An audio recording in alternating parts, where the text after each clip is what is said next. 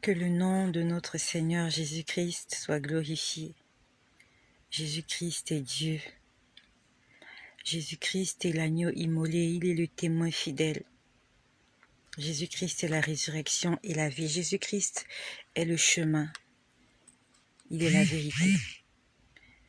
Il est la porte qui mène vers le ciel. Nous sommes toujours aujourd'hui le 25 juin 2021. J'aimerais vous parler de quelque chose que le Seigneur m'a montré cette semaine, de quelque chose que le Seigneur m'a montré tout à l'heure, pendant que j'étais en pause déjeuner et que j'étais en train de prier. J'ai trois sujets. Donc, j'aimerais parler à un veuf. Un veuf, c'est un homme qui avait perdu son épouse. Et je prie que toutes les personnes qui connaissent des personnes qui vont correspondre à cette description, que tu puisses leur forwarder ce message, que tu puisses leur envoyer ce message. Peut-être que le Seigneur veut se servir de toi. Peut-être que par ton billet, le Seigneur veut envoyer un message à quelqu'un qui n'est pas abonné à cette chaîne. Peut-être que le Seigneur par toi veut sauver une vie. Je vais parler à un homme veuf. Il est un ex-veuf parce qu'il s'est remarié, il s'est remis en couple. Je veux parler à une personne qui est dans la sorcellerie. Je ne sais pas si cette personne est consciente d'être dans la sorcellerie ou si elle est inconsciente. Et troisièmement, je vais parler à une personne qui se laisse emporter par les désirs de la chair. Quand je viens vous parler par le moyen de cette chaîne, ce ne sont pas des choses que j'étudie, ce ne sont pas des méditations que je fais, mais ce sont des messages que le Seigneur me donne pour des gens. Et je viens donner ce message au travers de cette chaîne. Comme il me l'a donné, comme il me l'a dit, comme s'appelle la chaîne, tu vas le leur dire. Donc, s'il y a des choses ici que tu écoutes qui ne te concernent pas, peut-être que le Seigneur veut juste que tu envoies ce message à quelqu'un qui est concerné par ce problème. Peut-être que cela ne te concerne pas, mais cela concerne sûrement quelqu'un dans ton entourage, quelqu'un dans ton quartier, quelqu'un dans ta famille. Et le Seigneur veut que tu lui envoies ce message afin qu'il soit sauvé. Premièrement, je vais passer par le sujet le plus simple. Le Seigneur m'a montré une dame. C'est une mère de famille. J'aimerais parler à une mère de famille. Tu es une femme, tu t'es mis en couple avec un homme qui avait perdu sa première épouse. Cet homme était marié, officiellement, mais son épouse était décédée. Et toi, par la suite, tu as fait la connaissance de cet homme, tu t'es mis en couple avec lui, vous êtes mariés. Non seulement vous êtes mariés, vous avez des enfants. Actuellement, vous êtes toujours en couple ensemble. Cet après-midi, pendant que j'étais en train de prier, le Seigneur m'a montré ton visage. À toi, ma bien-aimée. Tu vis avec un homme qui est un ex-veuf. Tu es en mariage avec un homme qui avait perdu sa première femme. Le Seigneur m'a demandé de prier pour toi parce que il y a l'esprit de mort sur toi. Je ne connais pas d'où vient cet esprit de mort. Est-ce que cet esprit de mort vient de ta famille ou du côté de ton mari? Je n'en sais rien. Je ne fais que dire ce que j'ai vu et ce que j'ai compris. Le Seigneur m'a dit qu'il y a l'esprit de mort sur toi. que si tu ne renonces pas à tout ce qui va à l'encontre de la volonté du Seigneur, comme nous dit la Bible, nous avons un accusateur. Il nous accuse nuit et jour. Mais nous avons aussi un intercesseur. Il intercède pour nous nuit et jour auprès du Père. L'accusateur est en train de te réclamer parce que tu es dans son camp, parce que tu fais des choses qui vont à l'encontre de la volonté de Dieu. Il y a l'esprit de mort sur toi. Et si tu ne te mets pas en position en repentance, si tu ne cherches pas la face du Seigneur, si tu ne cherches pas à obéir à Jésus-Christ en esprit et en vérité, la mort va encore frapper dans la vie de cet homme. Il sera malheureux pour la deuxième fois parce qu'il va perdre une deuxième femme. Et nous savons que lorsqu'il y a ce genre de répétition, on dirait que c'est le monsieur qui a un problème. On dira, ah, la première femme était morte. Voilà la deuxième qui est morte. C'est que c'est le monsieur qui a un problème. J'aimerais que toi, maman, que tu te lèves en prière. Même si ce monsieur a un problème, même si c'est ce monsieur qui sacrifie des gens, même si ce sont les parents de ce monsieur qui sont en train de provoquer cela afin que ce monsieur reste malheureux et vive seul toute sa vie jusqu'à son dernier, toi, tu dois te lever dans la prière. Ne cherche pas là où se trouve le sorcier. Ne cherche pas là où se trouve le mal. Cherche à réparer. Cherche à te réconcilier avec ton Créateur. La Bible nous dit que le salut est individuel. Chacun rendra compte à Dieu pour lui-même. C'est pas la peine de jeter la pierre aux autres pour dire ben ça m'arrive parce que voilà, les parents de mon mari ne m'aiment pas, ou bien dans ma famille il y a trop de sorciers. Non. Individuellement, nous devons avoir une relation personnelle avec Jésus-Christ. Et j'aimerais aussi parler à cet homme-là. Peut-être que cet homme m'écoute. Tu étais marié. Tu avais perdu ta femme. Tu étais veuf. Et tu t'es mis en couple avec une autre femme. Il y a un esprit de mort sur cette femme-là. Je ne sais pas si ça vient de toi ou ça vient d'elle. Mais si tu ne te lèves pas dans la prière, si tu ne cherches pas Jésus-Christ en esprit et en vérité, si tu n'arrêtes pas d'adorer les idoles, si tu n'arrêtes pas de faire toutes ces choses qui attristent le Saint-Esprit, le malheur va frapper une fois de plus dans ta famille. Tu n'auras pas seulement quelques orphelins, mais tu auras tous tes enfants orphelins de mère. Il y a une figure maternelle actuellement dans ta maison. Et si tu ne te lèves pas pour combattre le mal, le péché, auront le dessus sur votre maison. Réveillez-vous dans la prière. Réveillons-nous dans la prière. Le Seigneur est en train de nous avertir. Parce qu'il a pour nous des projets de bonheur, afin que nous ayons de l'avenir et de l'espérance. Mais d'autre part, il y a un lion.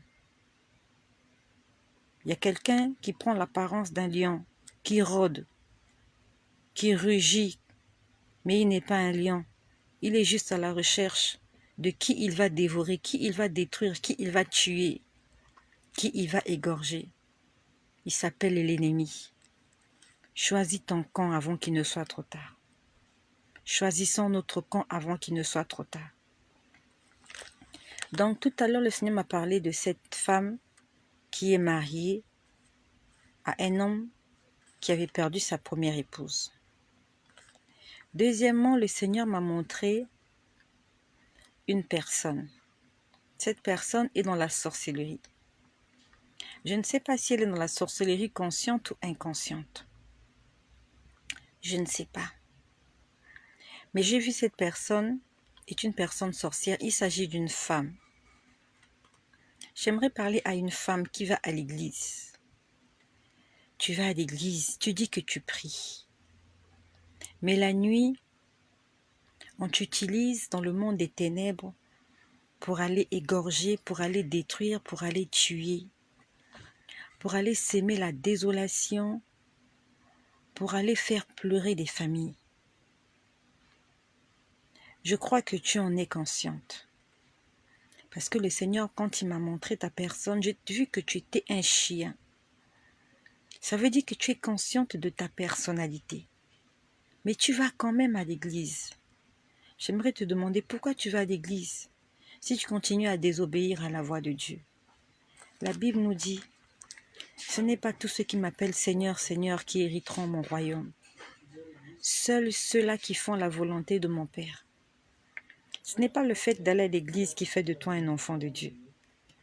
Ce n'est pas le fait d'être dans un département de l'église, d'être pasteur, d'être je ne sais pas quoi, d'avoir un titre ecclésiastique qui fait de toi un enfant de Dieu. Ce qui fait de toi un enfant de Dieu, c'est parce que tu obéis au commandement du Seigneur, que tu les mets en pratique. C'est ça être un enfant de Dieu. Tu es dans la sorcellerie. C'est pas parce que tu vas à l'église que tu es sauvé. Tu es sauvé, c'est quand tu acceptes de faire de Jésus-Christ le maître et le Seigneur de ta vie, le guide de ta vie, le conducteur de ta vie. Donc j'aimerais parler à cette sœur sorcière. J'ai vu que tu vas à l'église, mais ton cœur n'est pas à l'église, tu étais à l'extérieur. Et pendant que tu étais à l'extérieur, je t'ai vu, il y a un autre chien, donc un autre sorcier comme toi, qui est venu te saisir par la gorge, ici. Parce que tu étais sous forme de chienne. Il y a un autre sorcier. Il a la même nature spirituelle que toi. Ce que tu fais la nuit, lui aussi, il le fait. Je ne sais pas pourquoi il va te faire du mal. Je ne sais pas pourquoi ils veulent te faire du mal. Mais sûrement parce que tu es une chrétienne hypocrite. La Bible nous dit qu'on ne peut servir deux maîtres. Ou on aimera l'un et on haïra l'autre. Tu ne peux pas servir Dieu et le diable. Tu ne peux pas servir Jésus-Christ et Lucifer. C'est deux forces qui s'opposent diamétralement. Jésus et Lucifer, Satan, le diable, c'est comme le jour et la nuit. Ils ne peuvent pas régner au même moment. Et notre Bible nous dit que notre Dieu est un Dieu jaloux. Et il ne partage sa gloire avec personne. Tu ne peux pas servir Dieu et Satan. Tu dois faire un choix. Et si tu n'arrives pas à faire ce choix-là, Dieu il fait le choix à ta place. Comme il ne peut pas partager sa gloire avec quelqu'un, alors il se retire de toi. Son Esprit Saint se retire de ta personne. Parce qu'il ne peut pas vivre dans un environnement souillé. Souillé par le péché, souillé par la haine, souillé par le mensonge, souillé par la colère. Le Seigneur ne peut pas vivre dans cet endroit. Donc je t'ai vu sous forme de chien, il faisait nuit. Tu n'étais pas à l'église, tu étais à l'extérieur de l'église. Et tu allais quelque part où il y avait un autre chien qui était déjà là.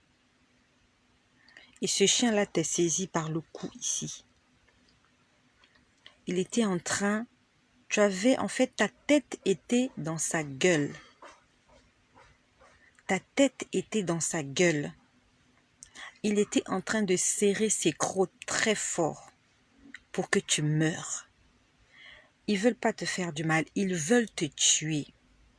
Il y a des sorciers comme toi qui cherchent à te tuer.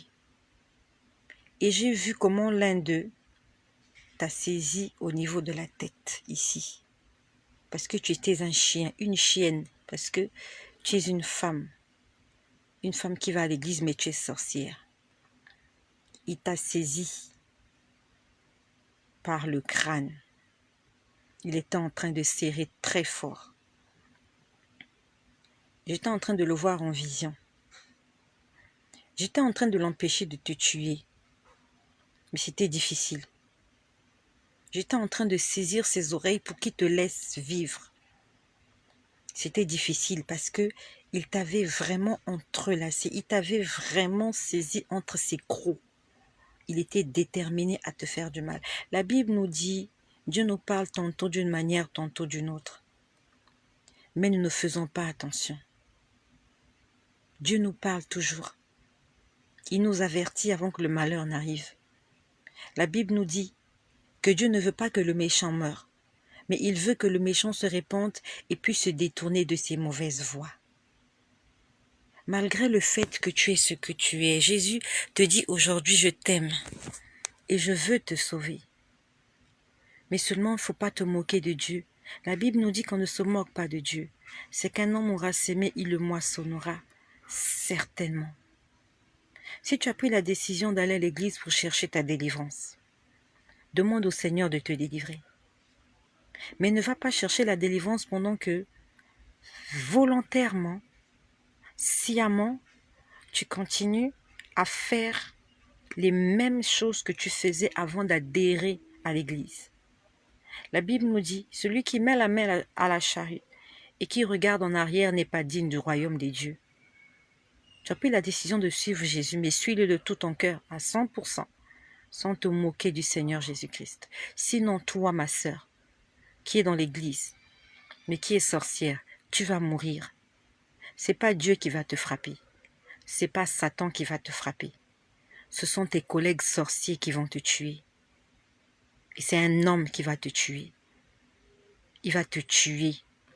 Il a déjà ta tête entre ses crocs dans ta gueule. Je ne sais pas qu'est-ce que tu lui as fait. Mais Satan, même quand tu ne lui as rien fait, Satan est en colère contre tout le monde. Ce sont tes collègues sorciers là, avec qui tu négocies la nuit, avec qui tu coopères, avec qui tu fais des choses. C'est ceux-là qui vont te tuer. Attention ma sœur. Attention ma sœur. Le Seigneur est en train de t'interpeller aujourd'hui. La Bible nous dit, aujourd'hui si vous entendez sa voix, n'endurcissez pas vos cœurs. Jésus-Christ est tout-puissant, il est souverain, il fait tout ce qu'il veut. Toi et moi, nous sommes des êtres humains, nous sommes de passage sur terre, nous ne sommes que des pèlerins. Il y a d'autres qui ont arrêté aujourd'hui, il y a d'autres qui ont terminé leur pèlerinage aujourd'hui. C'est fini aujourd'hui, 25 juin, le pèlerinage est terminé, ils sont rentrés à la maison. Ils sont partis. Un jour, ça sera ton tour, un jour, ça sera mon tour. Un jour, nous allons laisser ce monde. Un jour, nous en irons. Un jour, nous allons quitter cet endroit. Cet endroit ne nous appartient pas. Avant que tu ne viennes au monde, il y a des gens qui étaient là. Ces gens-là sont partis, tu es toujours là. Un jour, toi, tu partiras. D'autres resteront. D'autres te remplaceront. Les ruelles dans lesquelles nous marchons aujourd'hui, il y a des gens qui sont passés là avant nous. Qui sont partis, qui ne sont plus. Et un jour aussi, nous allons passer. Nous allons nous en aller. D'autres viendront. Et d'autres que nous connaissons aussi resteront et ainsi de suite. C'est un cercle vicieux. C'est la roue qui tourne.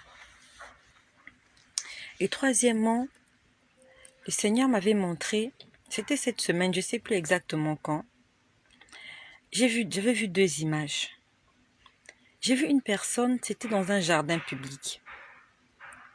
Il y avait une personne qui était assise sur un banc.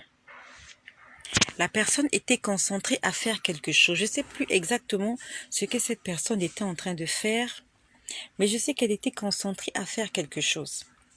Et pendant qu'elle était concentrée à faire cette chose-là, je vois une personne qui s'approche d'elle.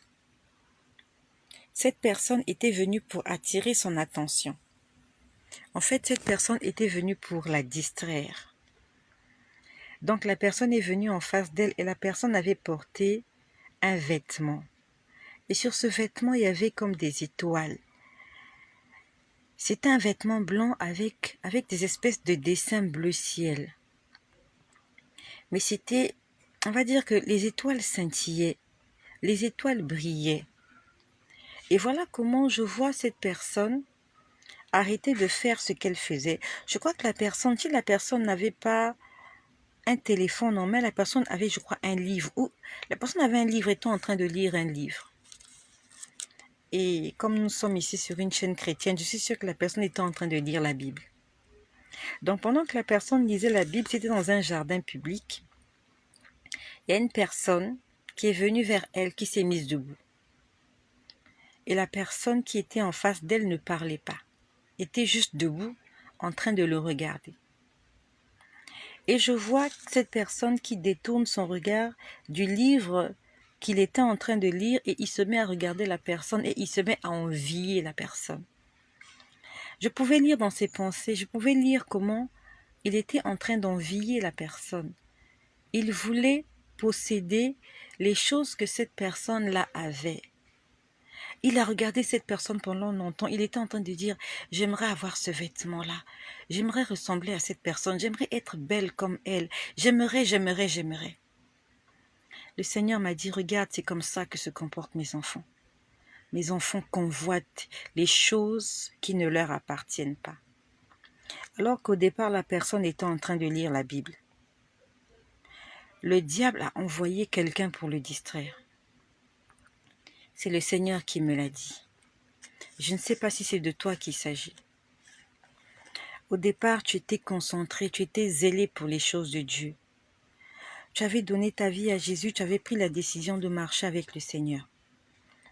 Et le diable a envoyé quelqu'un vers toi. Et dès que tu as vu cette personne, tes regards se sont détournés de la Bible. Tes regards se sont détournés de la parole de Dieu.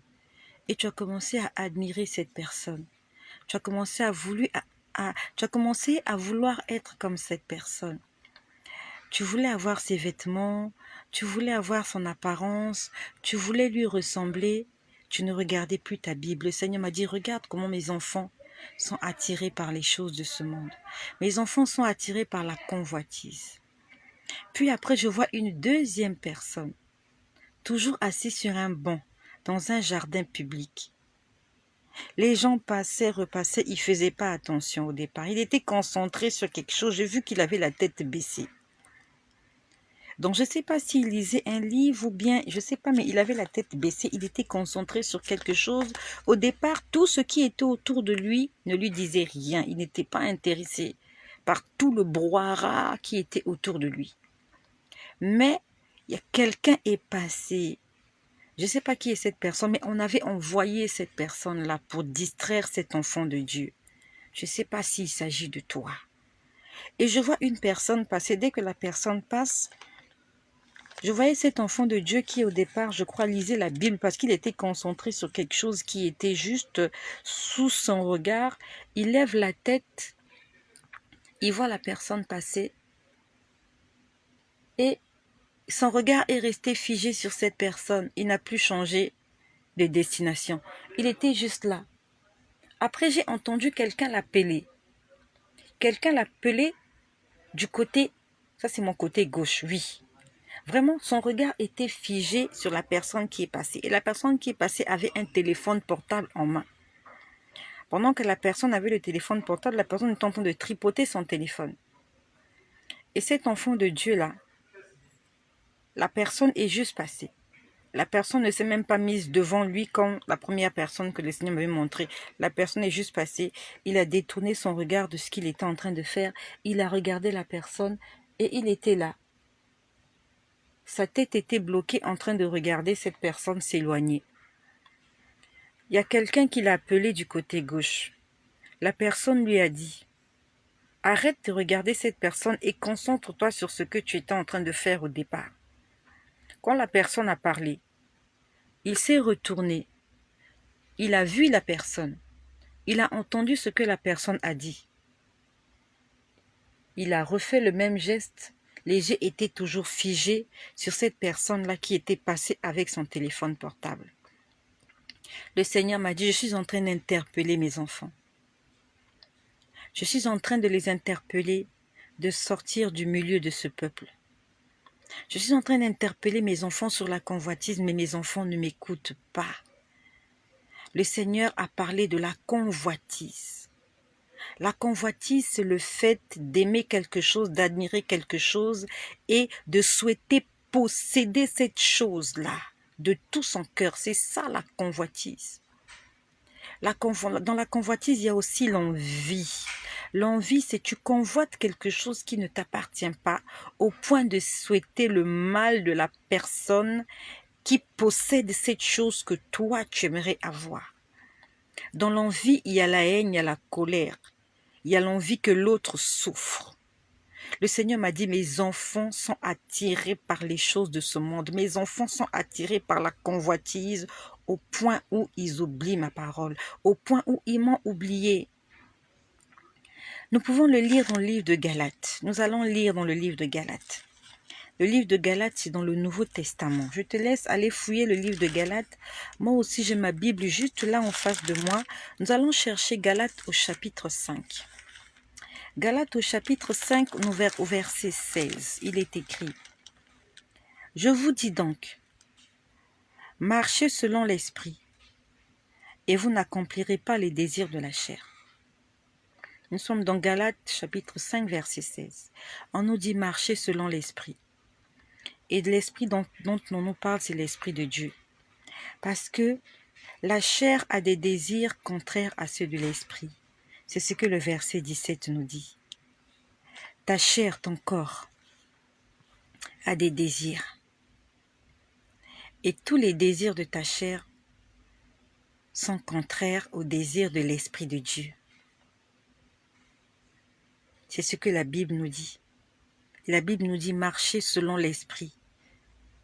Alors vous n'accomplirez pas les désirs de la chair.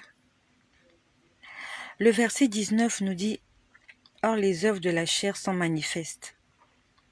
Ce sont l'impudicité, l'impureté, la dissolution, l'idolâtrie, la magie, les inimitiés, les querelles, les jalousies, les animosités, les disputes, les divisions, l'envie, l'ivrognerie, les excès de table, les choses semblables. Toutes ces choses semblables feront en sorte que toutes les personnes qui les pratiquent n'entreront pas dans le royaume des cieux. » On a parlé de l'envie.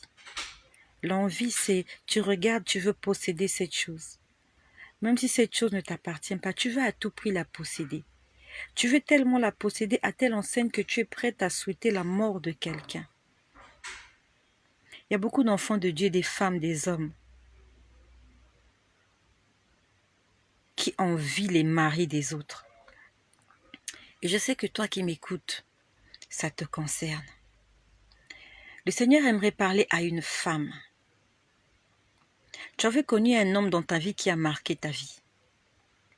Aujourd'hui, cet homme s'est marié. Et tu es toujours célibataire. Là où tu es en train de souhaiter que sa femme puisse mourir pour que toi, tu te mettes en couple avec ce monsieur.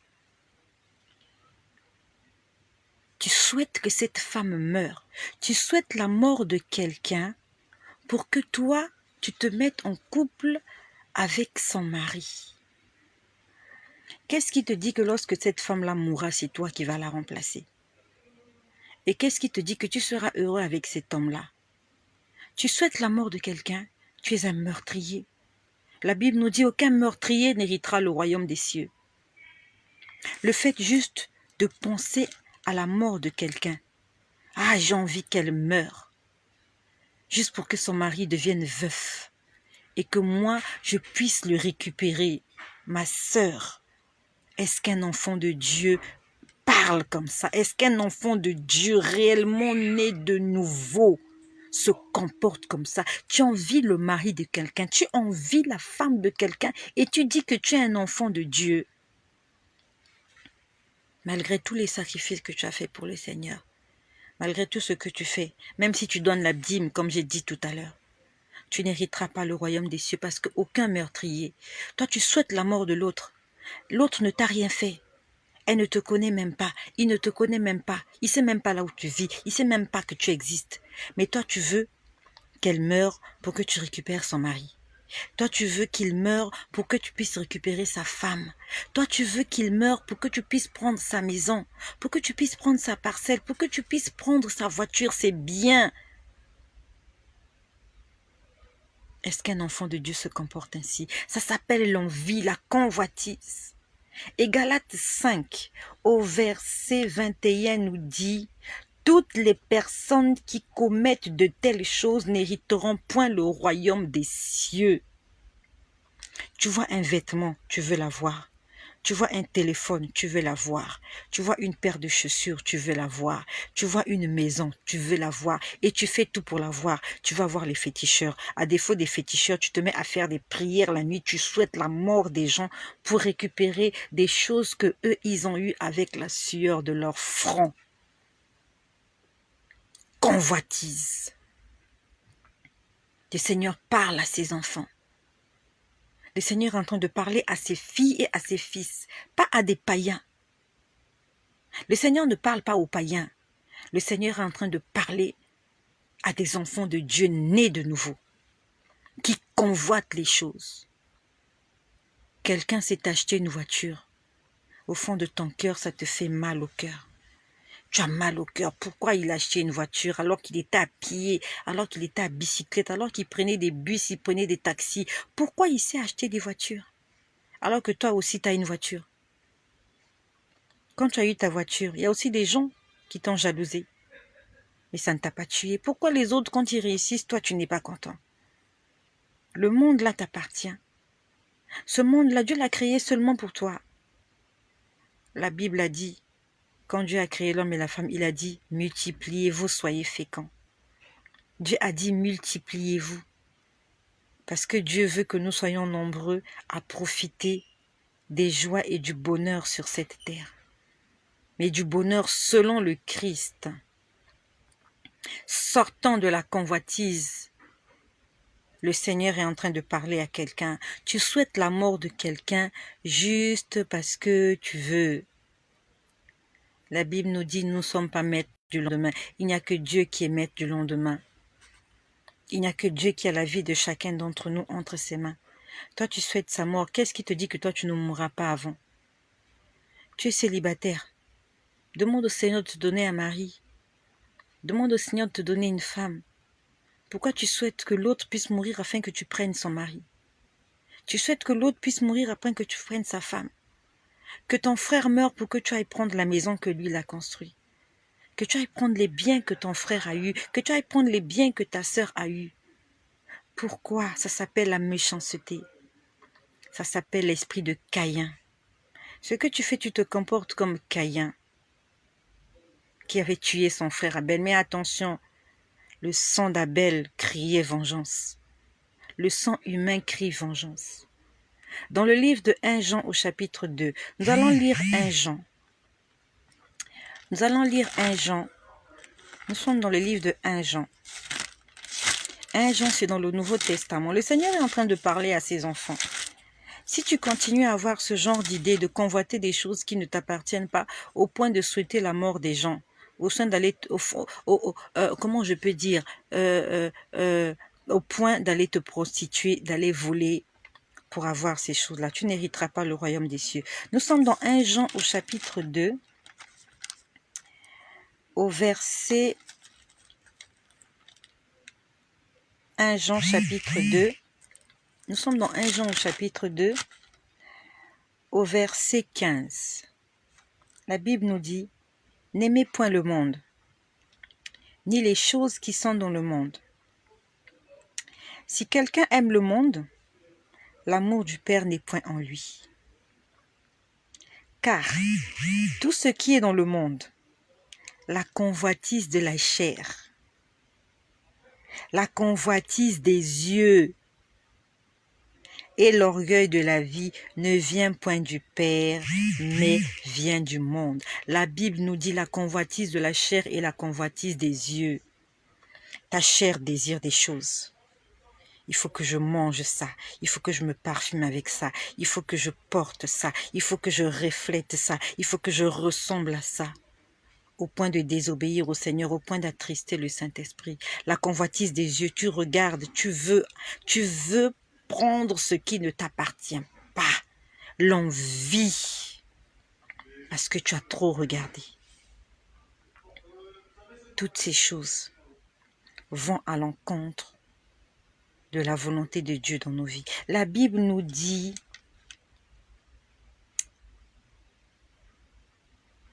quelqu'un qui aime le monde, l'amour du Père n'est point en lui. Est-ce que tu aimes les choses de ce monde au point de désobéir à Dieu? Le Seigneur est en train de nous interpeller. Quelles sont tes priorités quand tu te réveilles le matin? À quoi tu penses? Tu penses aux voitures, tu penses au maquillage, tu penses aux faux cheveux, tu penses à ton teint, tu penses à tes faux ongles, tu penses à tes cils, tu penses à tes chaussures, à tes vêtements, tu penses à tes villas, à ton mariage, tu penses à des choses et tu mets Dieu de côté. Ces choses-là ne sont pas mauvaises, non. Le Seigneur n'a pas dit que nous devions être pauvres, non. Mais il a dit cherchez premièrement le royaume des cieux.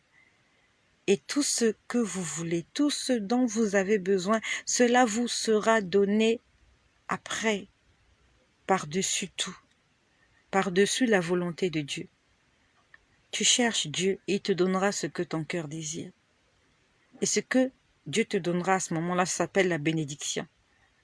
Et la Bible nous dit que c'est cette bénédiction-là qui enrichit et qui ne se fait suivre d'aucun chagrin. Quand tu as cherché Dieu, il t'a béni. Cette bénédiction-là vient pour t'enrichir et vient pas pour te détruire. Mais si tu cherches d'abord les richesses, si tu cherches d'abord la bénédiction, si tu cherches d'abord l'or et l'argent, et que tu cherches Dieu après, toutes tes recherches seront vaines. Toutes les richesses que tu auras amassées, tout cet argent que tu auras emmagasiné, toutes ces choses vont te tuer, parce que tu vas rater le royaume des cieux. Parce que la Bible nous dit qu'on ne peut pas servir Dieu et maman. On ne peut pas servir Dieu et l'argent. On ne peut pas servir Dieu et les richesses. On ne peut pas servir Dieu et la gloire. Cherche d'abord Jésus. Quand tu l'auras trouvé, il te donnera ce que ton cœur désire. N'envie pas les choses qui ne t'appartiennent pas. Cet homme-là, il est beau, oui, mais il appartient déjà à une autre femme. Arrête de penser à lui. Cette femme-là est belle, intelligente. Elle a tout ce que tu aimerais que ta femme ait. Mais si elle est déjà occupée, arrête de penser à elle. Pire encore, arrête de souhaiter le mal de la personne qui vit avec elle pour que toi, tu puisses récupérer ça. Qui t'a dit que tu vas récupérer ça? Qui t'a dit que cet homme t'aime toujours? Qui t'a dit que cette femme-là acceptera tes avances quand tu viendras vers elle, même si elle est veuve? Tu auras souhaité la mort de quelqu'un pour rien. Et ça va peser sur ta conscience. Un jour, tu vas rendre compte au Seigneur de tout ce que tu auras fait sur cette terre. J'aimerais m'arrêter par là, que le nom de Jésus-Christ soit glorifié. À toi qui m'as écouté et à toi qui as pris la décision de marcher en conformité avec les commandements du Seigneur. Le Seigneur a parlé à une femme qui est mariée à un homme qui était veuf. Le Seigneur a parlé à une jeune sœur qui est sorcière. Et le Seigneur a parlé à ses enfants qui continuent à convoiter et à envier des choses qui ne leur appartiennent pas. Envoie ce message à quelqu'un afin qu'il soit béni et sauvé comme toi. Et que le nom de Jésus-Christ soit glorifié.